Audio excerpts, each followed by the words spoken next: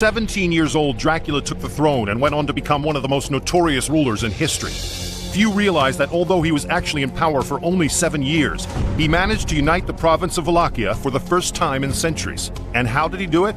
By using the most brutal and barbaric punishment ever seen, which in turn earned him the new name, Vlad the Impaler.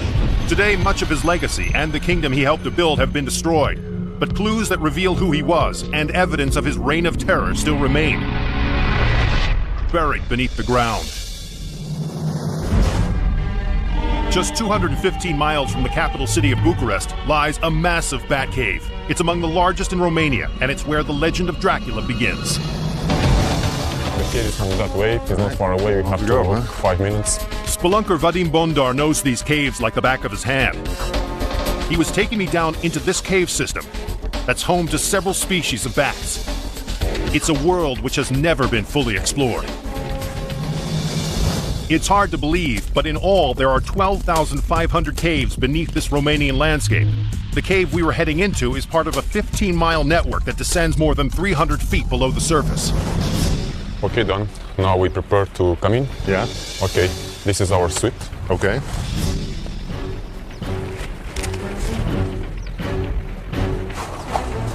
Yeah, it's okay. We have comfortable here. Right. Let's go. Okay, let's go. Okay, this is the gate. Reservation here. The lamp, please. Down into this cave.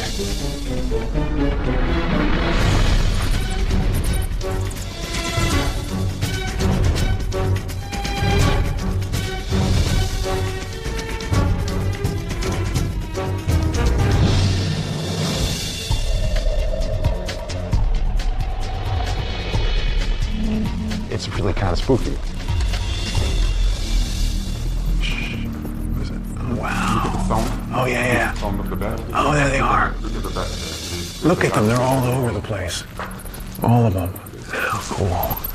Vadim believes there's more than 10,000 bats living in here. They hibernate in the winter, and in the summer, they leave the caves to feed. These bats only come out under the cover of darkness, and while on the prowl, they actually eat the equivalent of their body weight in insects every day. This underworld was created more than 60 million years ago. Now, how far down does this cave go? The oldest system have 25 kilometers. 25 kilometers 25 is the entire system. This entire system, yes. So there's many different... Explored system, because maybe are another few kilometers with unexplored yet. Wow. Yes. And so it branches off into many different tunnels and everything. This is just one of the many. Yes, and the different levels. Okay. Or something like that. Big jump. Going further down into this cave. It's so cool. Okay, don't be very careful here. Oh, yeah? Always slippery, huh? Okay. This massive cave we were exploring stretched down 4 levels. So the best way to get into it was to rappel. My favorite part of adventure. So we can't get there by the trail, so harnessing up. Professionally harnessed. These guys are good. It was a 120-foot drop that would lead to the deepest cavern in this system.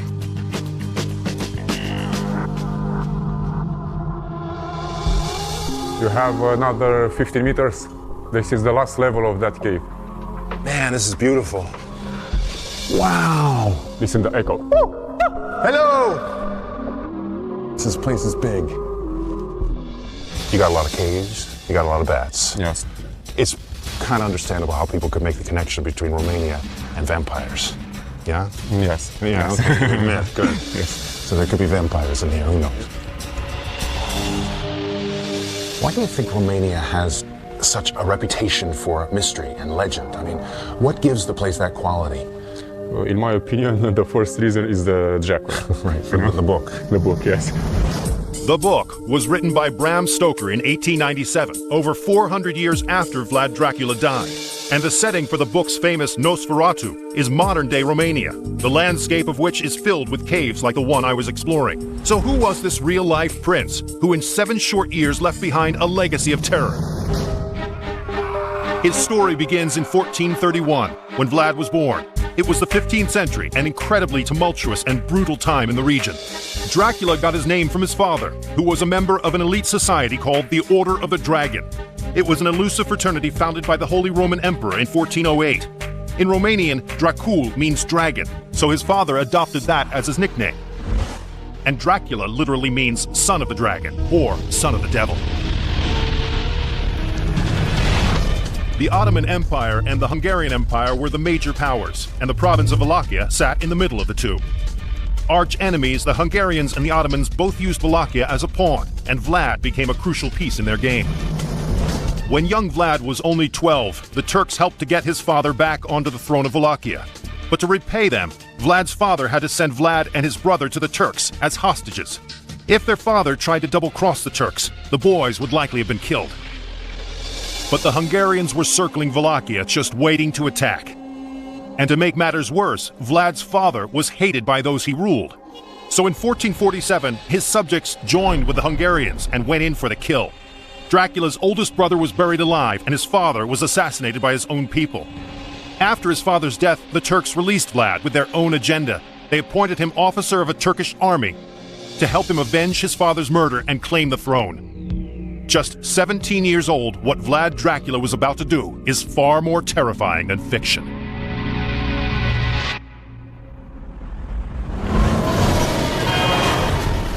Coming up, inside one of Dracula's darkest dungeons. This is Vlad the Impaler's jail cell. And later, let me show you the dungeon of the castle. The tables are turned. Beneath this imposing castle is a prison cell that held Vlad Dracula himself.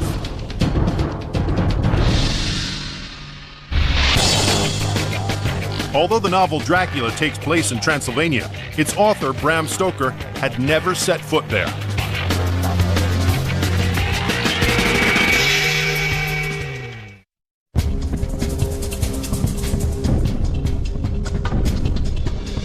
Romania's landscape is as rugged as its history. Castles and fortresses are everywhere, but none are more foreboding than those inhabited by Vlad Dracula. In the 15th century, Wallachia's relationship with its neighbors, the Ottoman Empire and Hungary, was volatile. Alliances constantly shifted with the wind, and the backstabbing continued even while Vlad was in power. He returned to Wallachia in 1447. His reign of terror soon began, and for the next 30 years, the Wallachian throne changed hands several times. While the myth of Count Dracula is frightening, the story of the real man is downright terrifying. And it all started in Dragovista. Prince Vlad Dracula returned home, his father assassinated, and his brother buried alive. He was surrounded by enemies, Ottomans in the south, the Hungarians in the west, and always assassins operated from within. To defend his title, he fortified his capital, Dragovista, against attack, and plotted a revenge so bloody, so gruesome, that it would one day earn the young prince a new title, Vlad the Impaler. At the time, Dragovista was the capital of Wallachia, which is now part of modern-day Romania, and was the site of Vlad Dracula's family fortress. Parts of the castle at Dragovista still exist today. It's just a shell of what it once was. But what happened here would cement Dracula's grim legacy, and today the evidence is 30 feet beneath the castle. Petru Virgil Diaconescu is an underground expert who could take me down into Vlad's secret world, and Ramona Niakshu came along to translate. Hi. We started at one of the most intact parts of the fortress, the tower. So this is Vlad's tower, huh? Yes. Man, it's beautiful. Before we went underground, Okay, we can climb if you wish. we needed to go up. Oh, yeah. Wow. Wow, this is it, huh? This is where Vlad Tepes stood, looking over his lands of Wallachia. Wow. Amazing. In 1462, 15 years after his return to Wallachia, alliances had changed again, and Vlad was against the Turks. The Turks counterattacked, entering Wallachia with an army 3 times as large as Vlad's. He retreated to Dragovista, leaving a path of destruction in his own homeland. He burned his own villages and poisoned his own wells along the way, so that the advancing armies would have nothing to eat or drink. But the worst was yet to come. When the starving Turkish army finally arrived at the doorstep to Dracula's fortress, A scene from a horror film lay before them. Vlad had impaled 10,000 people, including women and children. He watched from the tower where we were now standing as the impaled slowly died. Incredibly, he actually made the stakes out of the trees. They were the actual trees. These were the actual trees. With the roots. Yes, it was a tree with bodies in it. Oh my God. So he left these bodies on these spears for months. His tactic worked. The Turks were horrified and retreated, crying along the way that the devil himself was at Dragovista. But this wasn't the first time Vlad caved in to his bloodlust. He used torture and impalement as an effective tool to keep order in his kingdom. He routinely rounded up enemies and brought them to a secret prison. That secret prison still exists. It's actually located 30 feet beneath this castle. It's off limits to the public, but I was going in. Oh wow, look at this.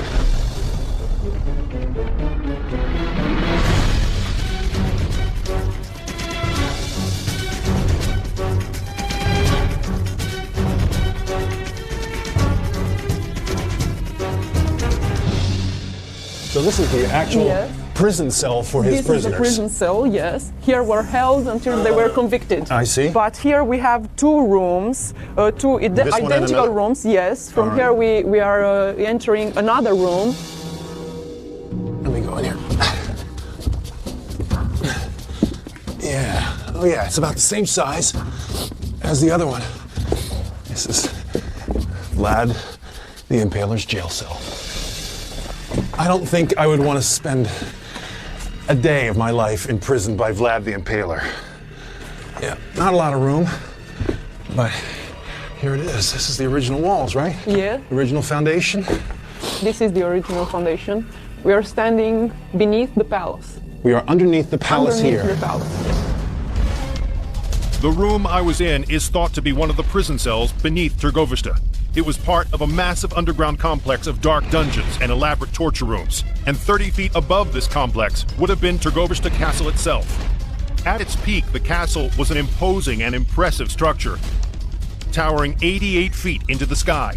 And the subterranean prison I was exploring was built to withstand the pressure from this massive castle up above. While the castle has crumbled today, thanks to the simple Roman arch, these dungeons have remained.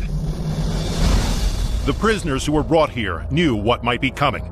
They could be impaled on a stake alive and left to die. You know, it's one thing to hear about these guys, how vicious they were. It's a whole other thing to see where he kept his prisoners. It's creepy to be thinking about being down here by yourself in the dark, condemned to death. There's no way around it. It is a bizarre feeling. These dungeons hidden deep below the castle were strictly off limits to anyone except Vlad and the few he trusted. In fact, most had no idea these rooms even existed. Vlad didn't want any of the prisoners' relatives or friends to know where the dungeons were in order to prevent rescue attempts. Prince Vlad kept the prisoners here until their trials were over. He was the judge at these trials, and for those who were found guilty, the end result was often impalement. They were held here for 2 or 3 days until the judgment was pronounced by the prince. Okay. And during this time they were interrogated and... I have a feeling he didn't find many people innocent. We don't know that. We don't have many documents that say Vlad Cepes was an unfair man. He was a very just man. You could be in prison down here for anything from lying to stealing to infidelity. Vlad's goal was to keep a tight grip on order in his kingdom, and it worked.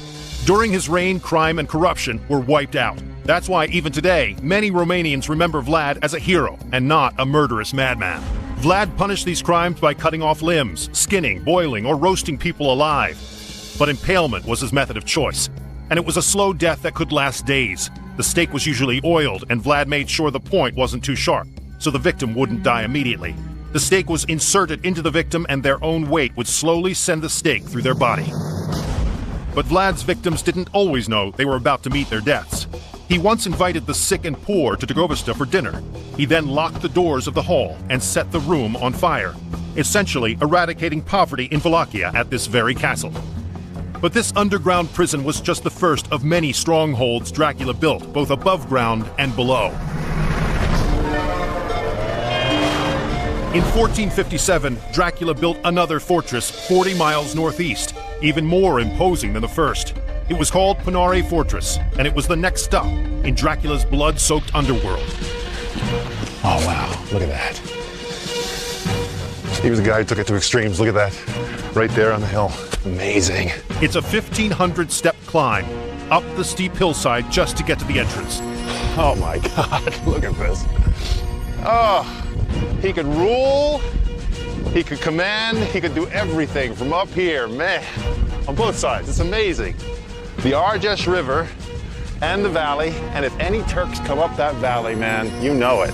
My guides, Adrian Sandu and Cătălin Stoian, were waiting for me at the end of my ascent.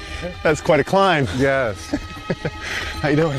Fine, thank you. And you? Thank you. Hello. Hello. Welcome to Ponare. Thank you. It's incredible. After years of earthquakes, Ponare is now in ruins. But in the 15th century, it was a formidable structure.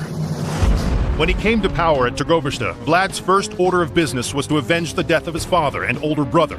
But it would take over a decade to carry out his master plan. One Easter Sunday, Vlad served a feast to his own subjects, some of which had helped to murder his family. He then impaled the old and weak. Vlad ordered the able-bodied men to march 40 miles from Târgoviște to Ponare and forced them into labor to expand his fortress. In the end, after months of slave labor, no one survived. Many of the nobles were literally worked to death, and those left breathing were impaled. What is this? Oh, man. This was the dungeon. The dungeon? Of the fortress, yes. Okay. Part of what Vlad's captives built is a dungeon 12 feet beneath the surface. Usually it's off limits, but I was given special access down. Be careful. Yes. Down in Dracula's dungeon.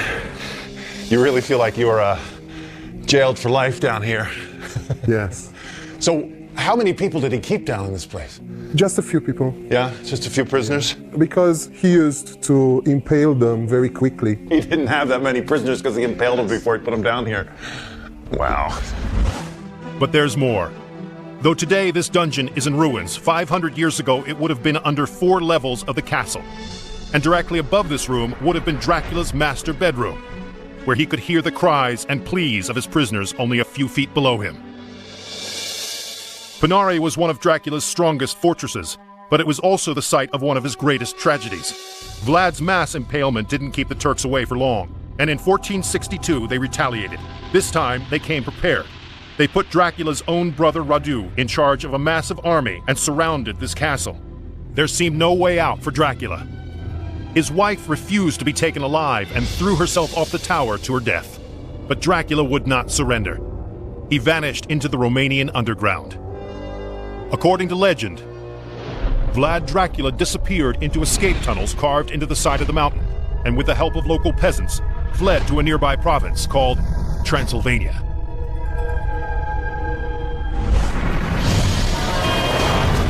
Coming up, Vlad's reign of terror continues underground. These were not nice places to be.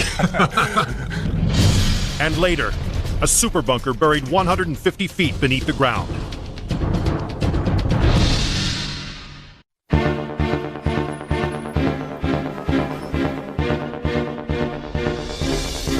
In 1462, the Turks, led by Vlad's brother Radu, took control of Wallachia. Vlad fled via underground tunnels to the province of Transylvania in Hungary to ask the king for protection. But instead of a helping hand, Vlad suddenly found himself in prison. Vlad the Impaler terrorized his people for 5 long years until 1462, when he was the one running for his life. He was captured and held for years as a political prisoner. But even the thick walls of this fortress couldn't contain Dracula's evil ways. His bloodlust continued in the dark dungeons of this medieval castle. It is called Hunandora Castle. The original fortress was built here during the Roman times, and over the centuries was transformed into the castle that held Dracula. It has seen sieges, withstood cannon fire, and was even burnt to the ground many times. But despite its active past, the skeleton of the castle is still here. And my guide, Sorin Tinku, knew exactly where the off-limit places were. This is only original door that we have. This is the sole original door? Oh, wow. It's made from oak with iron. That's beautiful. This is another area that we are not showing to the tourists. Okay, private access. Yes. Huh? What you can see in here is the wall from the 14th century. I was getting special access into the 14th century fortress believed to have held the man behind the myth between his second and third reigns. But 7 centuries ago, this castle would have looked much different. The old fortress had only a single tower and was built on a solid bedrock foundation with stones gathered from nearby mountains. But in the 15th century, it began the transformation into both stronghold and palace. With tensions still high with the Turks, it needed to be safe, but it also needed to be a castle fit for a king.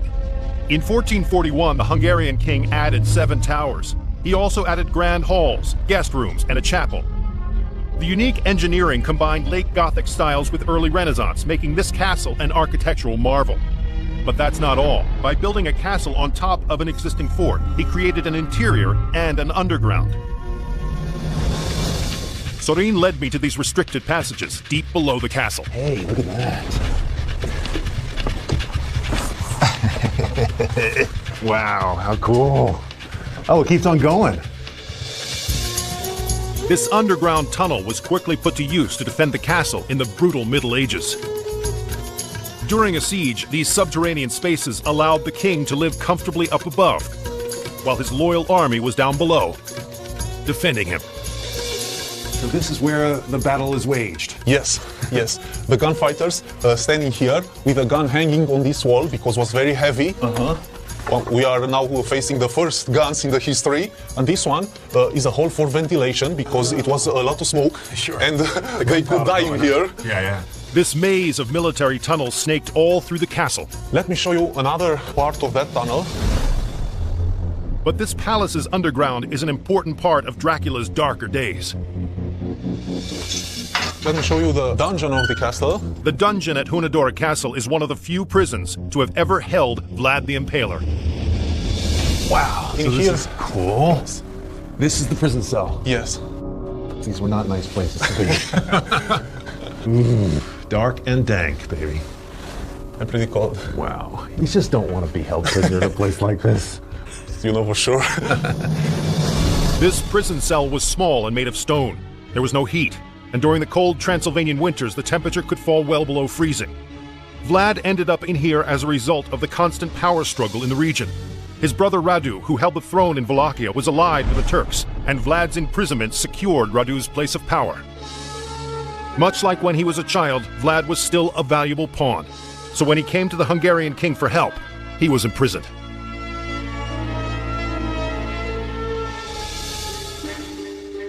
Like most dungeons in medieval Europe, this isn't someplace you want to spend the night. It's a dark and eerie subterranean space. Experts believe Dracula spent 12 years in prison here, and while confined to a cell, the former prince kept up with the impaling. He would stake spiders, roaches, and even mice. According to prison guards, he skewered the pests with slivers of wood peeled from the floorboards and displayed the impaled like trophies on his windowsill.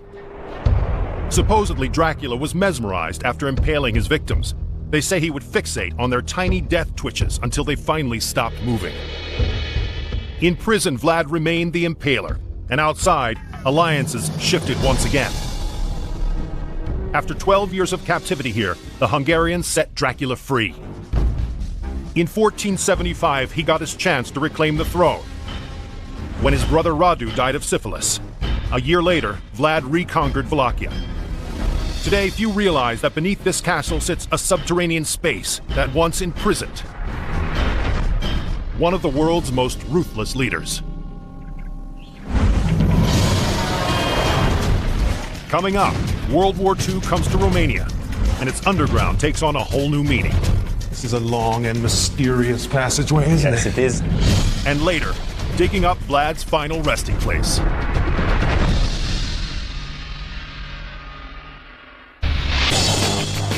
Half of Europe's bear population, a third of its wolves, and a third of its lynx roam freely in Romania.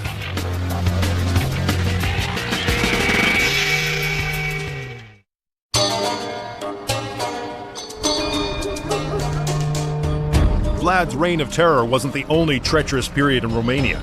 During World War II, Romania found itself making and betraying alliances once again. In 1940, Romania joined sides with the Axis powers, supplying the Axis with oil, grain, and other industrial products to fuel the war machine. Because of this, Romania became a main target of the Allied forces. By 1944, Romania switched sides, and then it was the Luftwaffe targeting Romanian soil. But regardless of alliances, during World War II, bombs were a constant threat. The Romanians needed someplace safe to hide, and that place was underground.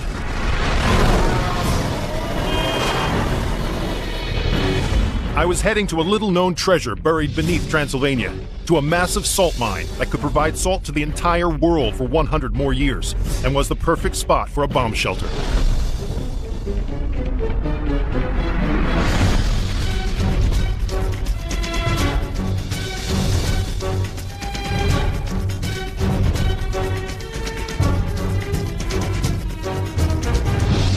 This is a long and mysterious passageway, isn't Yes, it? it is. My guide, Don Mera, knew the salt mine story better than anyone and could easily navigate these immense dark tunnels. How long is this? 526 meters we will pass through this tunnel, and then we will enter the salt mine. So 1,500 feet, this is. Yes, it And is. how far below the ground are we? About, right now we are about 5 meters, and then we'll be 10, 15, and So most we're going- about 50 meters. 50 meters down. This mine is among the largest in Europe, covering almost 54,000 square feet. That's more than an acre. And it's among the oldest and most important in Transylvania. The color is surprising of this. I mean, it's quite. Yes, actually the walls are black. Natural color of salt is white, and massive salt is translucent. But in the Second World War, the salt mine was used as a shelter. And that is why the walls are black. They made fire here to get warm and to prepare food. During World War II, Romania lost much of its land, and Vlad's former empire was essentially cut up into pieces. Romania sustained heavy bombing throughout the war. Thousands sought refuge in the empty salt mines like this one throughout the country. This empty cavity in particular was the perfect bunker. It was 150 feet below the surface and could sustain massive bombings, and its arch-supported ceilings ensured the shockwaves from bombs couldn't destroy it. When the war was over and people moved back to the surface, Romania was under communist rule. The Iron Curtain wouldn't be lifted until 1989. But the history of this salt mine goes back much further than World War II. In fact, this natural salt deposit is 13.5 million years old. So you're saying this solid wall is all salt? Yes, it is all salt. It's taste it. You can Okay, taste it. I'll take that It little is- piece there. That's salt. Yes, it is. How much salt is down here still? There's about 38 billion tons of salt. 38 billion tons of salt. Yes. Still remaining in these mines. Yes, exactly. I can't even conceive of how much that really is. On this site in the 2nd century, the Romans began mining this precious commodity, a process that would continue to be done here by hand until the 20th century. Today, the mine is made up of several large rooms, some over 100 feet deep. All the salt mine was done by hand, so only hand tools, nothing, no explosives or other machines or mechanical machines. So are we seeing pickaxes? Yes, exactly. Huh. Everything. And was how many done by- people were working down here? The most were about 300. Long before the salt mines provided safety to Romanians, they were seen as a source of income for the different generations and civilizations that lived here. Salt was as good as gold and was used as currency in the ancient world. Roman soldiers were paid with salt, or salarium argentum, the root of the English word salary. The Greeks even traded salt for slaves, creating the expression, not worth his salt. Down this way, huh? So the person with the salt was the one with the power. That meant I was walking in an ancient gold mine. Look how huge this Big, place isn't it? is. Unbelievable. How high is that? That is 40 meters. 40 meters, 120 feet. And if I was up there, what year would that have been? 1868, 1868, and we're Yes. standing where? 1932. So they did all that in about Yes, they did. 50 years. Amazing. When Vlad came to power, the abundant salt deposits of Transylvania were still being mined. Vlad Dracula also used the seemingly innocent commodity for more sinister actions. It is said that he would skin the feet of his prisoners, coat the wounds in salt, and let goats lick it off. Just another way to keep order in his volatile land. From the Romans paying their soldiers, to Vlad's use of salt for punishment, to saving lives in World War II, these salt mines have always been an important lifeblood in Romania.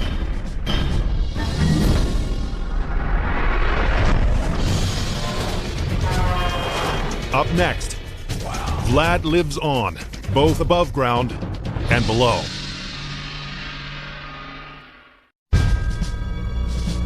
Vlad Dracula ruled the province of Wallachia 3 separate times for a total of nearly 7 years.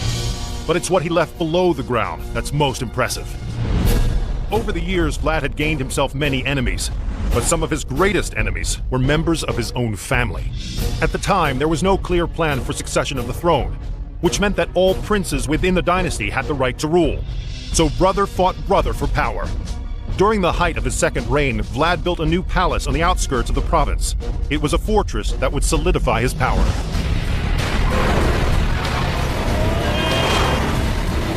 In 1459, Vlad turned a small fort in the remote town of Bucharest into a princely palace now called Curtea Veche.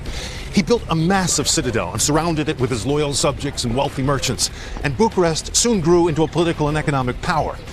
Unfortunately, like a lot of medieval buildings, the palace was ravaged by constant warfare and fires, and today much of Curtea Veche is in ruins. But deep beneath the ground, a small piece of Vlad's grand palace still remains.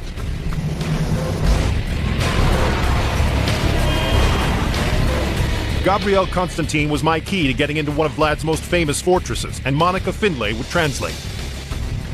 And Vlad to welcome us, huh? Vlad, yes, he's our friend.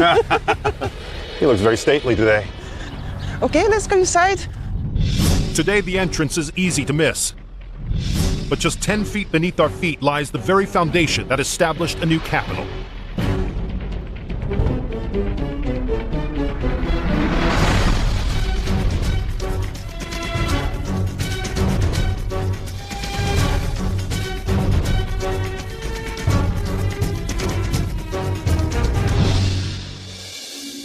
Oh, it's amazing. It's huge, huh? This subterranean space is all that remains of the fortress responsible for the development of modern-day Bucharest. Long before the bustling metropolis existed here, this area was a sleepy village of farmers and small merchants peddling their handicrafts.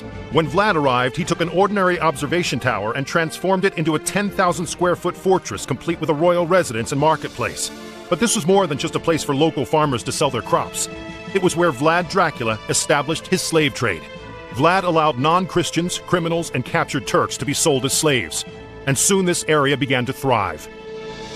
But little did they know that this boom in economic and cultural development would eventually light the spark for the founding of modern-day Romania's capital city.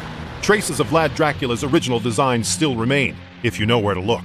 So I can see the wall, yes, the original wall as well. there. Yes, it's right? from that time. But this is different here. Yes. All right, so we have the different eras of construction. This being Vlad Tepes's fortress with the river stone and the mortar, and this is a newer construction, and that's much newer over there. For almost 2 centuries, Vlad's successors built their own extravagant castles right on top of the existing structure, essentially burying all that remained of Vlad Dracula's original design. Today, these passageways snake beneath the streets. But in Dracula's days, this would have been the ground floor of his palace and marketplace. To later rulers, it would have been the basement. They expanded Vlad's palace, creating a structure even larger than his 10,000-square-foot complex. It contained a private garden in the middle, and administration buildings and living quarters would have been directly above the rooms I was in. In the late 18th century, a new castle was built not far away, and eventually this castle fell into disrepair and homes were built around it. Until finally, during the communist era, buildings covered the entire area, effectively paving over Romania's dark past. Most have no idea that this piece of Dracula's life still exists. But if he had never built this retreat, Romania's capital city of Bucharest might never have been. Vlad Dracula built Curtea Veche at the height of his power. But just a few short years later, his final reign would come to an end. But not even his death could bring an end to his legacy. Ask any Romanian where Vlad the Impaler is buried, and they'll tell you about a darkened church on a remote island, accessible only by boat. But like his life, Vlad's death is shrouded in mystery. Some say his skeletal remains were stolen. Others say he's buried near his treasure of gold, or in a tunnel that runs beneath the lake. Whatever the case, Vlad seems to have eluded his fate once again by going underground. In ancient myths, souls often have to cross a body of water to reach the afterlife, the Underworld. So somehow it seems fitting that we have to cross a lake to reach what legend says is the Romanian burial site of Vlad Dracula. Approaching it, you wouldn't think that this deserted-looking island could be just 25 miles north of Bucharest. Snagov Island is so secluded, it's easy to imagine Vlad Dracula wanting to spend eternity here. but much of his medieval island retreat has crumbled with time. Donna Matache is a guide trying to get to the bottom of Vlad's legend. She agreed to take me to see the real-life Dracula. That is really something. Oh, yeah? Yeah. It was built by Dracula by his order. This Yes, well here? This one here. Yes. So he's from 15th century, middle of the 15th century. Yeah, there's water down here. There is, and it's very good. First of all, Dracula built a prison, and with the prisoners, he built this fountain. I see. Really, they dug with their hands. During the construction of this well, Dracula is rumored to have placed a bag of gold next to it as a symbol of his power. He claimed that as long as he lived, no one would touch the gold, and he was right. Legend says the gold remained there until the day he died. But the gold isn't here anymore. He Somebody died, took it. unfortunately. He's no more living, that's true. Yeah. But there's one structure on the island that has lasted through the years, an 11th century church, Vlad's chosen burial site.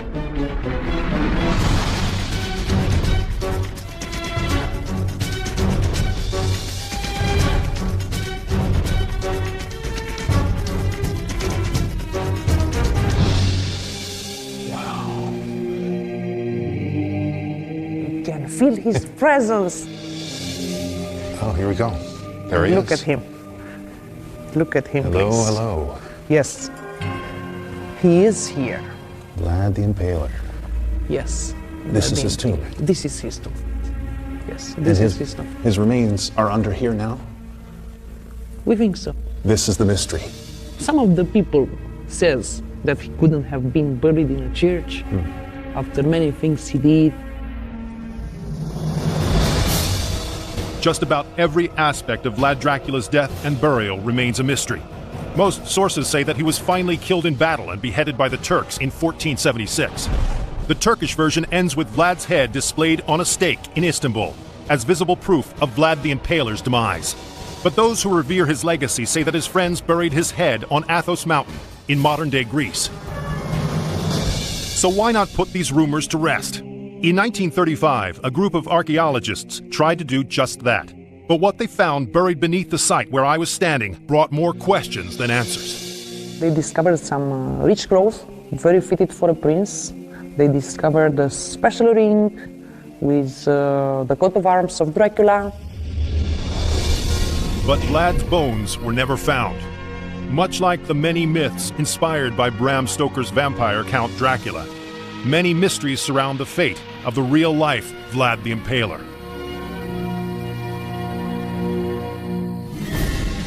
Today, Dracula's regions of Wallachia and Transylvania are part of modern-day Romania, and Vlad Dracula has left a lasting impression there.